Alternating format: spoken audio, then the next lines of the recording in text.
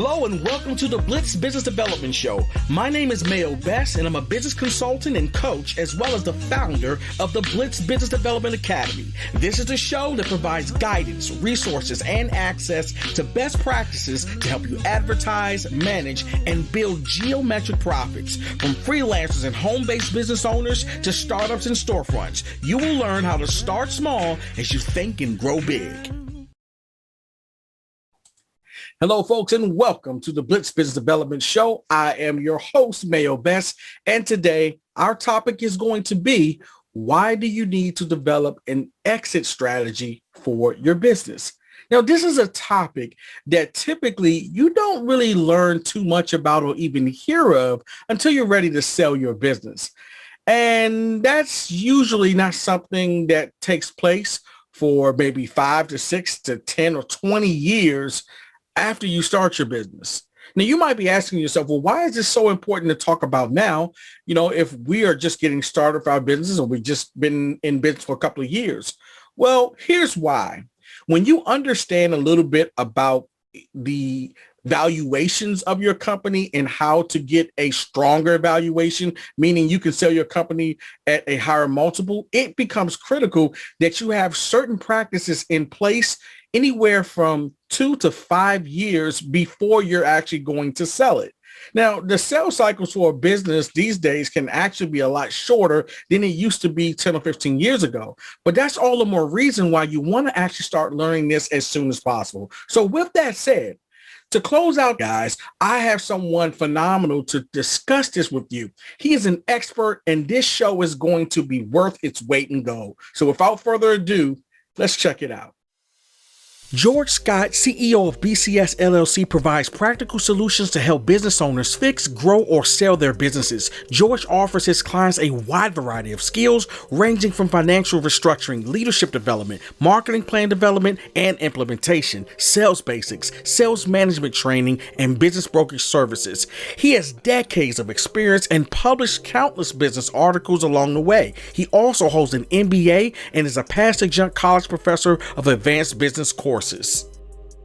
All right, folks, and now we are here with the man that I've been looking to talk to for quite some time now.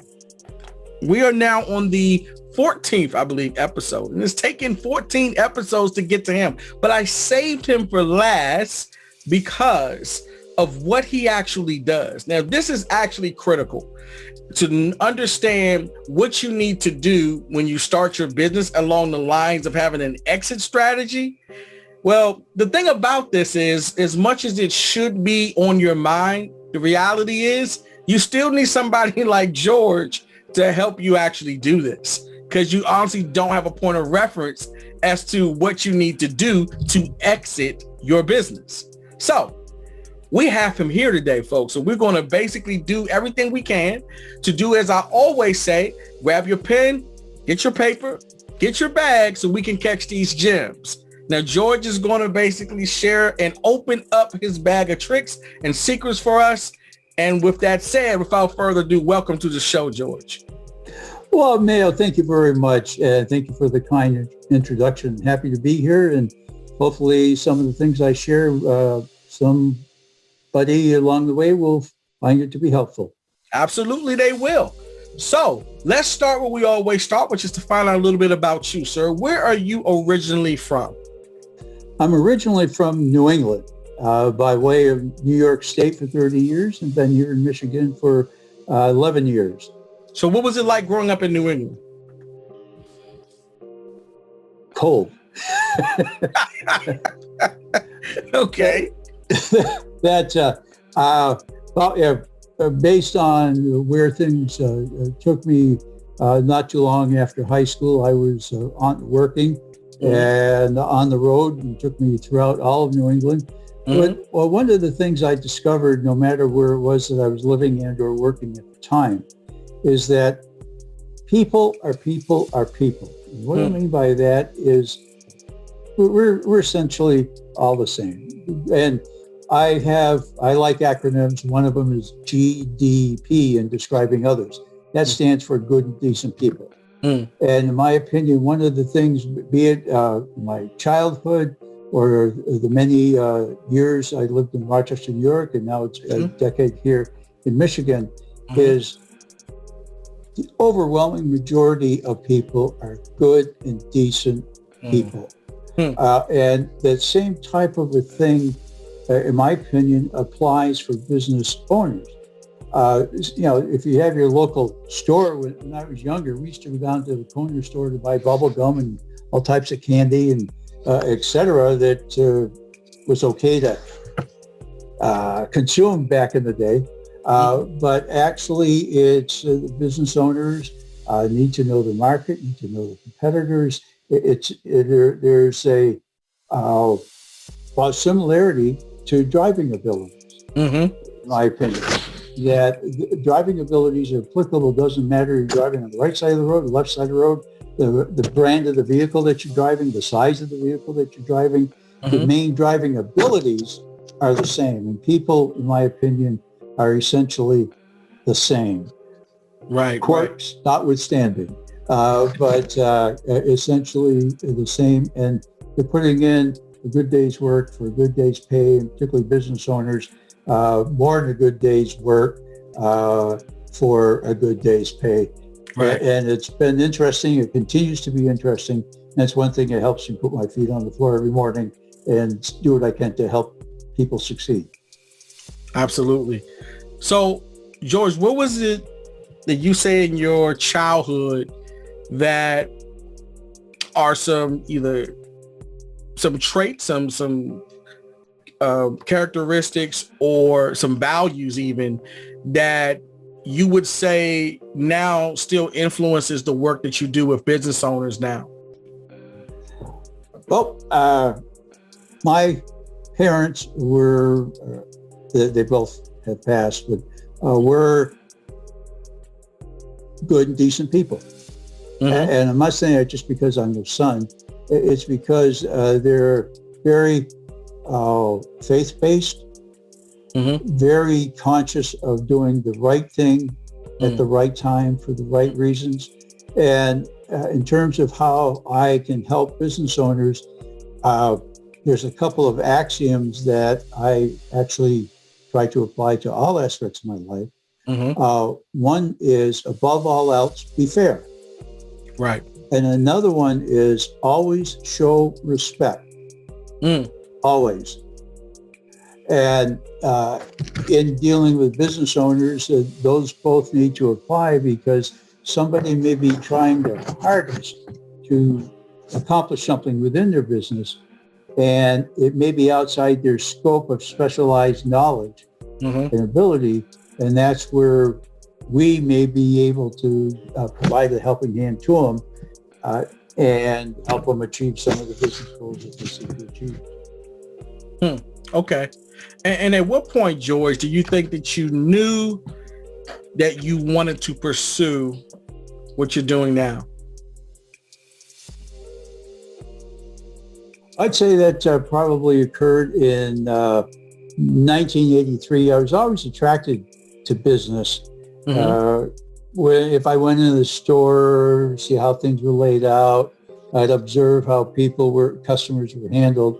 And that just, it's kind of interesting. And in 1983, a significant career change is when I started as a business broker. I now do both. I'm a business consultant and a business broker, with an emphasis now on business consulting. But it is the fact that there's so many people trying so hard to make a success of their business, and there might be something that I can do or say that may help them. I'm always happy to help in ways that I can. Clients and in all other aspects of my life as well. So, George, for those of us that don't know, what exactly does a business broker do? Business broker is the professional intermediary, easy for others to say, that functions as the go-between between the owner, current owner, and future owner of a particular business. As a professional intermediary, we offer a buffer. Mm-hmm. We offer a vetting mechanism. Mm-hmm. There's times where business owners are so wrapped up in the daily operations of the business that they don't realize they got something, they have a tiger by the tail possibly, mm-hmm. or that tiger is about to bite their hand off, figuratively right. speaking. Right. So we provide the objectivity that is needed for that type of transaction, because people being people, emotions often surface mm-hmm. just when they shouldn't. We can help keep those emotions down, and if somebody needs to vent, they can bet on us. It doesn't alienate the other side of the transaction, mm-hmm. and we help them keep moving forward. Now, how did you make the transition from business broker to business consultant? And what's the difference between the two? For 10 years, I was just a business broker. Mm-hmm. And people would come into us and sometimes they'd say, George, I have to sell my business. Mm-hmm. We'd always ask, why are you saying that? Well, in one case, it was a doctor told the business owner, because of the stresses of the business, if he didn't sell the business was going to kill him. And that's a direct quote. That's mm-hmm. only one case over the many years of that having been said. But sometimes it was because going back to being tied up in the day-to-day operations of the business, and something isn't going right, and they're so wrapped up in the daily operations that they haven't been able to take a step back and look at the bigger picture. Right. So then we did the primary activity back then was business brokerage. Secondary activity was business consulting. So one thing just kind of led to another, and I felt that there was a greater need for people just fixing, tweaking the little this or the little thing of that in their business to make it a happy type of situation that they look forward to getting up in the morning and going into their place of business, which now often is a person's dining room table, den, cellar, whatever it is, given the past 2 years. Mm-hmm. But it is really, and your question about what the difference between the two is, business consultant can help a business owner keep their business intact under that current owner's ownership, mm-hmm. and help them fix what needs to be fixed. Or our tagline is we're providing practical solutions to help business owners fix, grow, or sell their business. Mm-hmm. I had one client for over 3 years, which was helping to grow. Mm-hmm. In a number of other cases, it's helping to fix or helping to sell. So business ownership remains the same when I function as a business consultant. Mm-hmm. Business ownership changes when I function as a business. And in the broker position, are you saying the reason why it changes because at that point, is it because you're helping them in a different capacity to, I guess they may package up their business so it can be sold? Or you actually on the other side of the deal when you're purchasing the business and evaluating? Actually, it's kind of evolved to where it's now preparing the business for sale, mm-hmm. which they should start at least 2 years before they put the business up for sale. Mm. And I can explain more details about that in a moment. That, the function actually changes because in working with a business owner, and if there may be business owners, it depends on the situation, mm-hmm. That they pardon me, remain the owner and just fix what it is, and that they really don't want to sell, but they thought that they may have wanted to sell because they couldn't see any other options. Okay. Given the objectivity that we provide, we can often share with them opportunities, concepts, etc., that they may be applicable to their particular business. We try to help the business owners as consultant with the business of business. What is meant by the business of business? A business owner may be a brilliant genius when it comes to inventing a new widget or creating a new service. Okay. But that's where their specialized knowledge ends. Right. And which is not negative, it is. Right. That so they're helping them either start the business or keep bringing the business that they've already started as a sustainable and profitable business. That's where we can help. Gotcha. Okay. I want to take a little step back here. Sure. George, what is it about this work that really inspires you? Why do you do this? To help others realize their business objectives. In some cases, it's helping them turn their business dreams into reality. Okay. But it's helping them in ways that I can to accomplish the goals that they've set for themselves. Okay.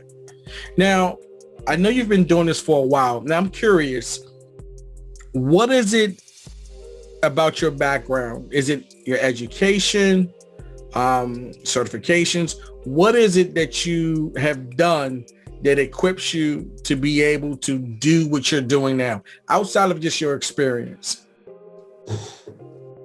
Well, one of the things that's been certainly educational is seeing the insides operationally and financially of a wide variety of businesses over a wide area of geography.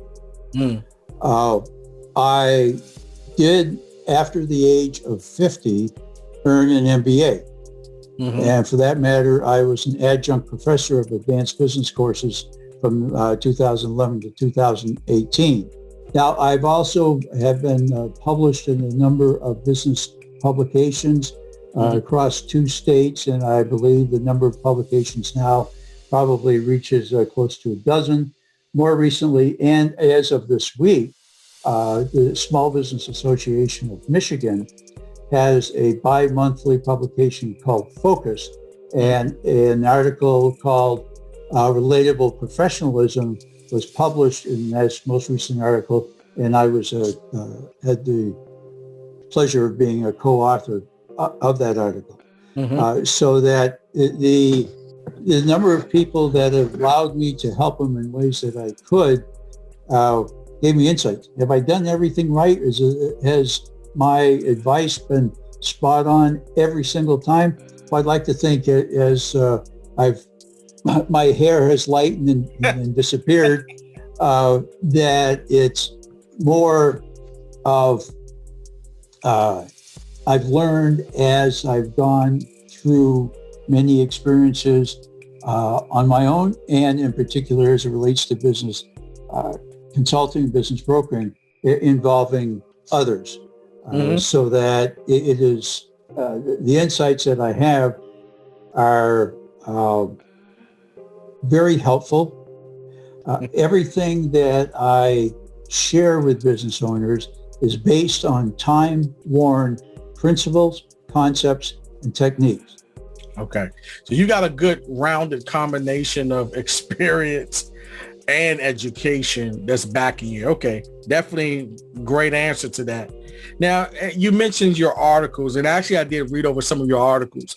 And one thing I noticed was I thought it was an interesting sort of through line was that regardless if the person was selling or buying, you definitely place a lot of emphasis on attitude. And that's almost how you start off every article, is that it starts up in the head first, for lack of a better term. Can you talk a little bit about why you feel as though that's so important? I'd say the importance of attitude is not only in the operating of a business or buying or selling of a business, but applies to life in general. Mm-hmm.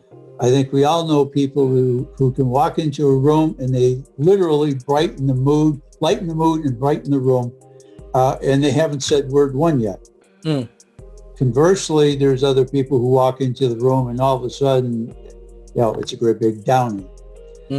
So there's certain realities as it applies to selling a business and buying a business, certain realities from the seller side, one of which is the business value is going to be determined by the market within which they operate. Mm. I had one business owner come to me who operated a very well-known, well-liked, highly popular, highly successful restaurant back in New York State that came to us because at that time we were market-leading business brokers. And so my question is to get a feel for where they're at attitudinally. Mm-hmm. What do you feel your business is worth? Mm-hmm. A way of valuing businesses that some people like to use is a multiple of revenues. That doesn't work. Mm. You can do $1 million in incoming revenue and still lose money. Right. You can do $500,000 and walk home with $100,000. You could. It depends on how the business is operated. Mm. So that how the business is operated is a great determinant factor of the total perceived value of the business. Mm. So that if they understand that the business is going to be sold at a price that is market tolerable, mm-hmm. then their attitude is in the right place. Mm. If they can't accept that, then they need to close down, which locally a business just did that. Mm. Highly successful, but they weren't getting their price. They closed down. It goes against every rule in the buying and selling of business, in my opinion. You know, what's interesting about this is I read somewhere one time that it said that 80% of businesses that basically survive, I think off of, let me say, 10 to 20 years is the typical lifespan, or at least it used to be. But they said 80% of those businesses are not able to actually sell their businesses. They end up actually either just closing or selling for less, or just literally just going out of business, which I think is interesting because on the front end of this spectrum, the numbers are almost close to the same in terms of success rate for the businesses that when they first start, you've got I think it's like 60% chance of surviving your first year. And then that number slowly and steadily starts to decrease the longer you're in business. And it's crazy that it's almost like the whole thing flips when you get to the end and now you can't sell. I think it's kind of interesting, but the reason why I brought that up is because I'm a little curious. It's like what you don't hear of is what you're talking about right now. You don't hear of these things earlier in the process of you developing your business or starting your business. Because it seems to me if more business owners were able to start their businesses off knowing what they need to do structurally, operation-wise, to structure their business the right way from day one, then you would have much more of a better chance probably of even actually surviving those first couple of years. yet alone being able to sell in the end. What do you think about that? I agree with what you just said. That I think may have mentioned a little while ago that for a business owner to sell a business, they should start considering the steps that they're going to take to prepare the business for sale at least 2 years before they actually put the business up for sale. One might counter that and say, well, I don't know. I'm going to sell the business until I have to. If you're selling your business because you have to, the purchase price is going to, and total value of the purchase package is going to go down. Right. So that it's as you mentioned earlier on, having an exit strategy. Right. You brought up one scenario why some businesses there's nothing to sell. Then other businesses sell for even higher than right. in some cases. It depends on centralization. Mm-hmm. If a person is a solopreneur, they're in business by themselves, maybe with some strategic alliance partnerships with others who have specialized knowledge in areas that main consultant does not, that there's the relationships that exist because of that person. So it's where a business has employees that can run the business effectively and profitably without the business owner being there on site all the time.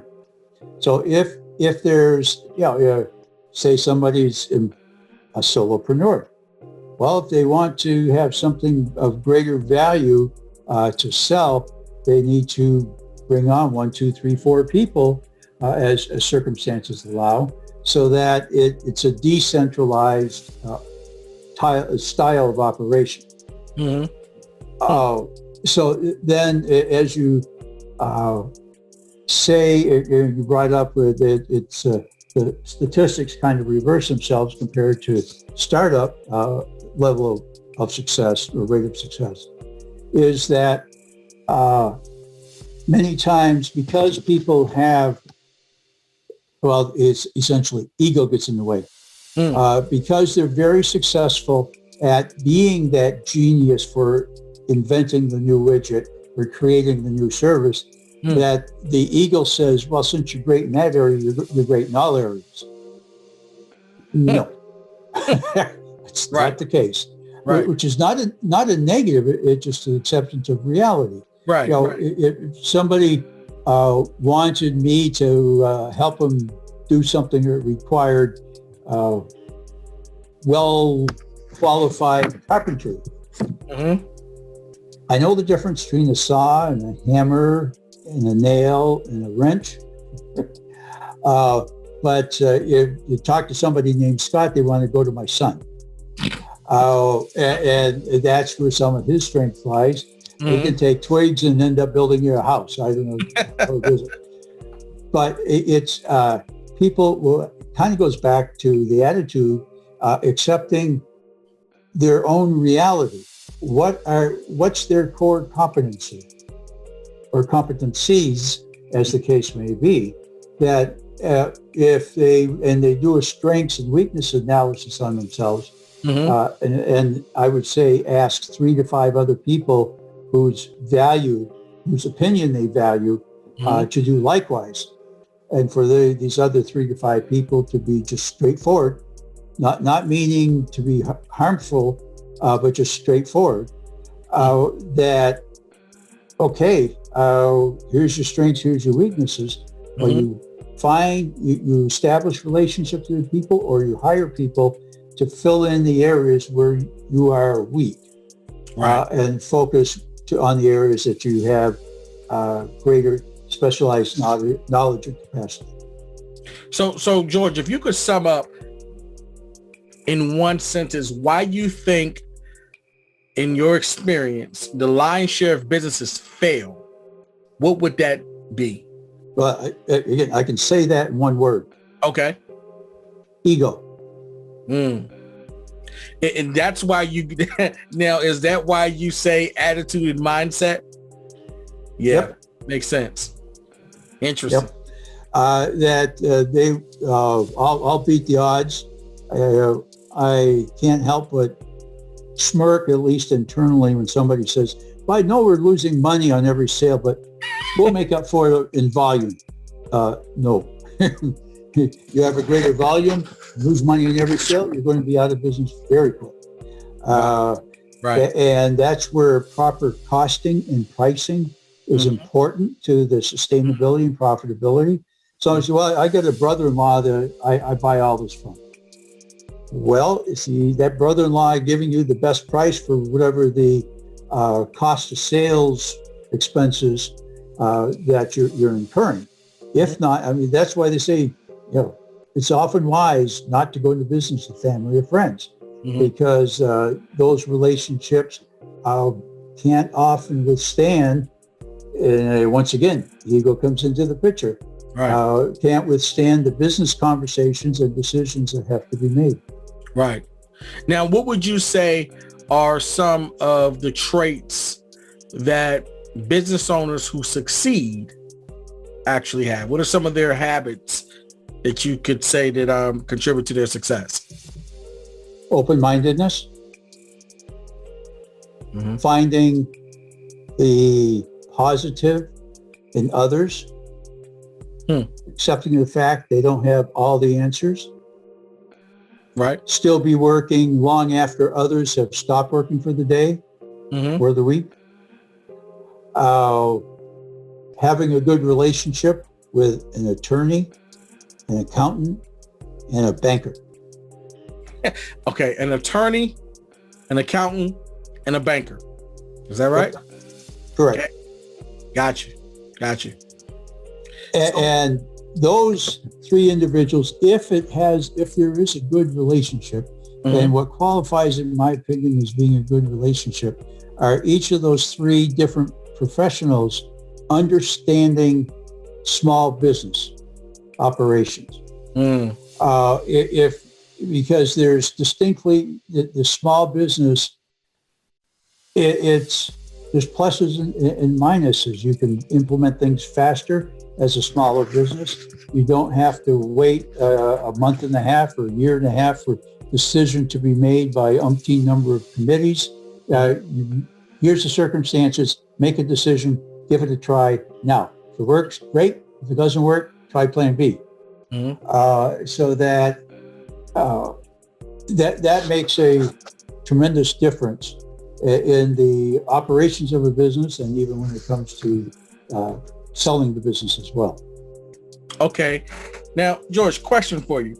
Can you walk us through what it's like for someone to work with you in terms of the services that you actually offer? What does that look like?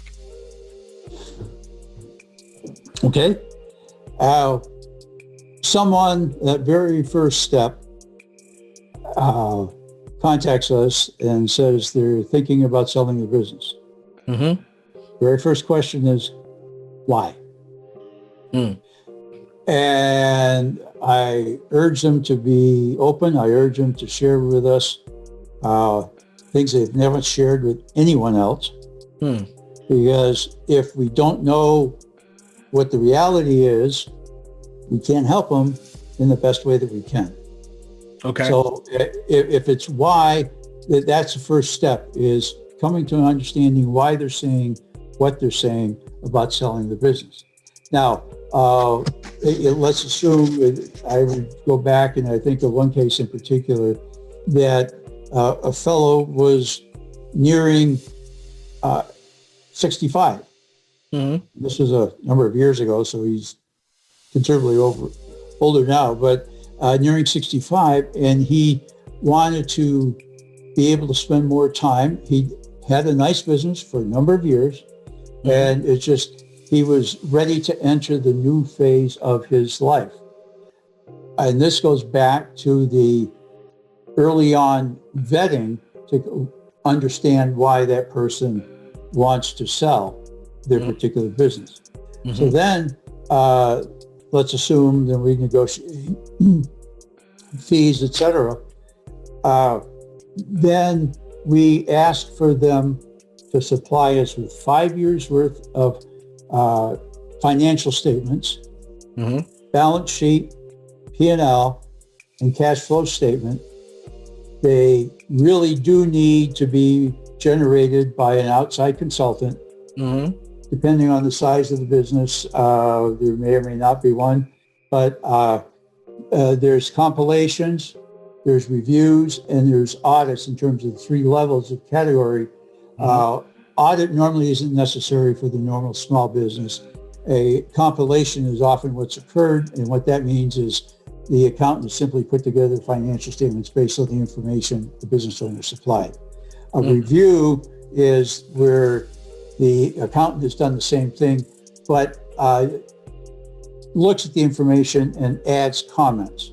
And an audit primarily, if it's a publicly traded business and everything has to be down perfectly, then that level is done there. But for small business owners, compilation and audit.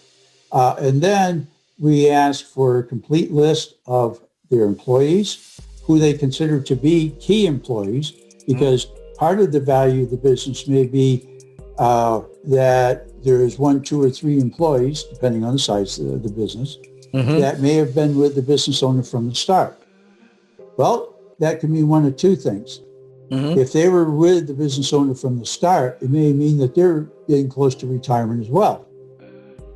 So if they were to stick around, their value can be like this, but if there's a probability that they're going to retire in a couple of years, their value goes down. Right. Things to be taken. Now, one of the key things, and goes back to attitude, about selling a business is maintaining an extremely high level of confidentiality. Having anybody who represents a business for sale but treats it like a real estate transaction is going to fail. Why? Because if suppliers get a sense that the business is going to be sold, they don't know who the new business owner is going to be, they may tighten up the payment demands. Customers may go, well, if they're not going to be around, I'm going to buy the product and it doesn't work right, who am I going to call? Right. Employees may go, hey, I don't know who the new boss was going to be. I like this one. I've worked for this one for a whole bunch of years. I love being here. And that person may be very critical to the success of the business based on their core competencies. They may leave as well. Breaching confidentiality and just not paying any attention to it at all will have determinedly detrimental effects on the business being sold. Right. Makes sense. So in terms of the process, the reason for asking for all that information about employees, equipment, financial history is we put together what we call business analysis and review. Essentially, it's a reverse engineered document that once a buyer has been vetted and they've signed a non-disclosure agreement, then this is shared with them. We help the buyer prepare an offer. We present the offer and offers. In one case, it presented 3 offers and 3 different buyers to the one business owner in one day. He ended up going with one of those. That we help the buyer and seller in their negotiations. And I'm going to share this with you. Don't let me forget to come back and address it. Total value versus the purchase price. Then we help in negotiations. We often, let's assume there's a meeting of the minds, then we work with the buyer and seller's attorneys and accountants with their prior approval. And then we often mediate a closing, and the closings can be done in some cases less than an hour, and the longest one ended after 8.5 hours. But most of them, it's somewhere between 2 and 4 hours, depending on the complexity of the business. Now, coming back to the price of the business versus the value of the package, haven't forgotten your when don't they want a business broker Gotcha. question. Is that based on tax ramifications? Somebody says, well, I want $500,000 all cash. Mm-hmm. Let's say that there's a buyer that can do that and not even break a sweat. Mm-hmm. What's Uncle Sam going to do with a good chunk of that money? Right. Thank you very much, right? Right. Whereas if it's structured in such a way that maybe that's paid off over a period of years, Mm-hmm. then the business owner or owners will end up with more dollars ultimately than if they took a big chunk. Right. One of the most creative aspects of one of the transactions that I was a professional intermediary for, both the buyer and seller were in my office, and they got talking about they'd gone to the same college but a few years apart. Mm-hmm. Started comparing notes about professors. Mm-hmm. And some point in the conversation, one of the buyer said he literally had a brother-in-law in the car business of the type of car that the seller liked. The relevance of that is part of the value of that particular transaction is that the buyer, through his brother-in-law, was going to supply the seller with a fully loaded vehicle of the brand that he liked every 2 years. And that the value of that was different for each side. The value, the seller took that as what it would be if he went and negotiated his own deal. Whereas the buyer, it wasn't costing the buyer the full value. They were happy as larks. And that was a good portion, it was a portion of, I think, one thing that allowed them to shake hands and embrace each other at the closing, because they felt good about it and they liked the way that they were creative about that. So the total value of the purchase package is more important than the sale price of the business and how it gets paid. And that's where it comes right back. In that particular case, the accountant can be, and I'm going to expand this, I've said for many years, a good attorney and a good accountant are worth more than their weight in gold. And what qualifies them as being good is they understand small businesses. So in this particular scenario that I've mentioned about total value versus price, the accountant can make a big difference in terms of how the deal is structured. So it sounds like when you mention accountants, though, that you want to make sure that the accountant is familiar, sounds like, with these types of transactions in particular. With small businesses, yes. Okay. So are you saying that any accountant that basically does taxes for small businesses are probably, is that who you're referring to, is the question? If I'm understanding your question correctly, the short answer is yes. Okay. Gotcha. Again, that they're familiar with small business operations. Because you get into the large corporations, it's a different world. Right. And small business is a world unto itself. Now, in terms of when somebody doesn't need a business broker, that's where the consulting side of what I do kicks in. Okay.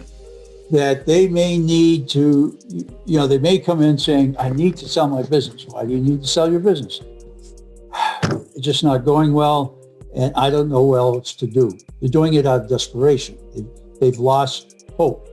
Well, then I put on my consultant hat and take off my broker hat and ask them for essentially the same type of information, because the numbers don't lie. Right. Assuming there's a high degree of accuracy of the numbers, numbers don't lie. So then If somebody has a sales team and they're closing one sale out of 100, the contacts or the people expressing initial interest, no. The ratio is 10-3-1. 10 people expressing interest, 3 expressed further interest, 1 of those people will buy. Mm-hmm. I even tested that out of myself, and so I thought I beat that formula. No, I didn't. Mm-hmm. Nope. And I've heard it said by many people many times over the years, that 10-3-1 ratio. So if they're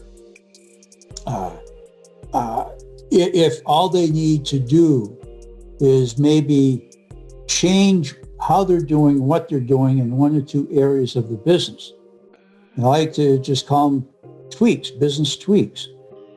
That can make a world of difference of them going to bed and sleeping for 2 hours every night or getting a good night's sleep every single night. Right. But sometimes, somebody gets tied up in the day-to-day aspects that sometimes they may feel that they're so far on the bottom that they have to look up to actually see bottom, but they feel they're right. Mm-hmm. If we can give them a breath of fresh air, let them know with solid substantiated reason that there is hope, and that we help people on the consulting side determine what the real challenge is, not the perceived challenge, but what the real challenge is, what the options are that are available to them, help them choose the one that's best for them, and then we work shoulder to shoulder with them, helping them implement whatever the decision is that they've made. Awesome. So that is there, given the 2 areas of services, if one is not needed, the other one is. Right. Gotcha. So we're coming in for a landing here. We're just about done. Before we go, I'm going to ask you what I ask every person on this show this is why I need you to open up your treasure chest of secrets and share with our audience, if you would, sir, what are the top 3 things that our listeners can do starting tomorrow? I want to say to better structure their businesses so that when they get ready to start thinking about selling it, what it is that they can do now so that this is not as difficult, later on. What are 3 areas? Let me ask like that. What are 3 areas of businesses or things that they can do in those 3 areas to help them start, moving towards having the ability to sell later? Not wanting to be overly succinct. Number 1, open your mind. Number 2, clean up the books. Number 3, clean up your assets. And what's meant by the third one is if there's a building and they've been operating in it for a number of years, fresh coat of paint. It's not being deceptive. It's just looking nicer. It's curb appeal for a business. And likewise, cleaning up the books. It may be just making sure that they're current. If they have an outside consultant, to pull that consultant into their confidence about what they're considering doing. And let's say that there's, on the balance sheet, there's too many receivables and too many receivables over 90 days.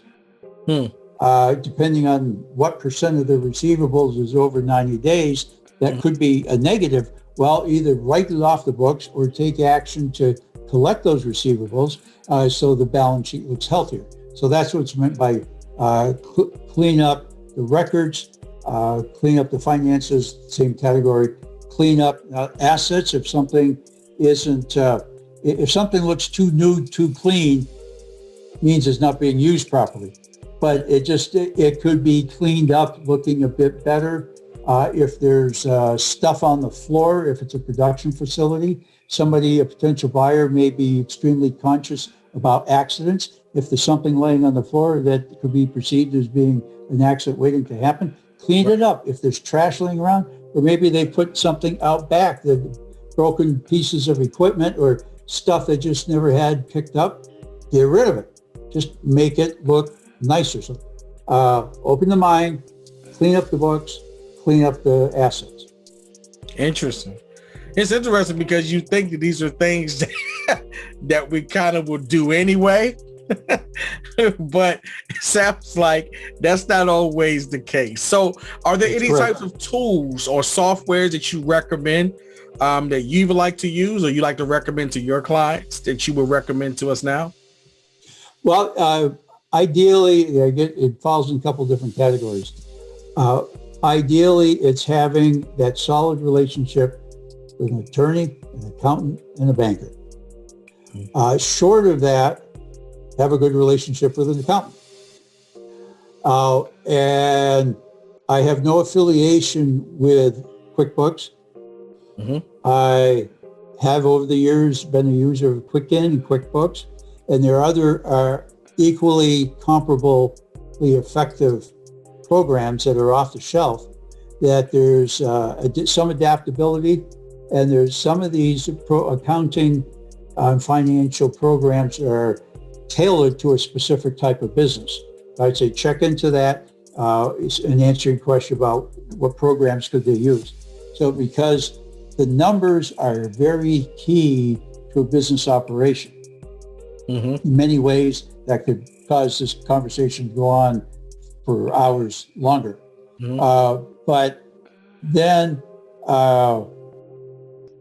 business writing, I use MS Doc, that the Microsoft suite of programs is very good.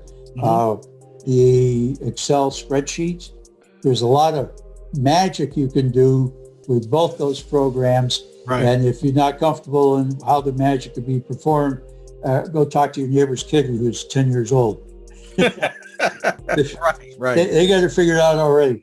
So that it is, because in business writing, one of the things you can do, there's a setting on Microsoft Word that if somebody's core competency is not grammar and punctuation, but they want to put forth a professional image, depending on what it is that they're doing, that there's settings where the program can do it themselves.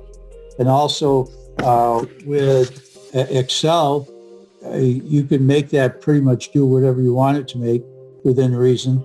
And there's many built-in micros and macros for certain functionalities that you hit the old question mark up in the corner and it gives you directions. Other than that, again, go talk to the 10-year-old kid, neighbor's 10-year-old kid.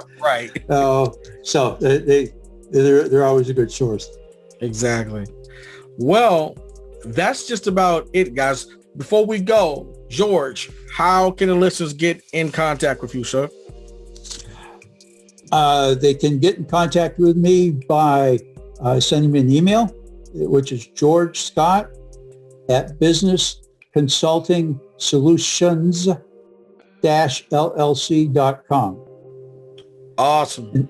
And the phone number is 517-515-1701.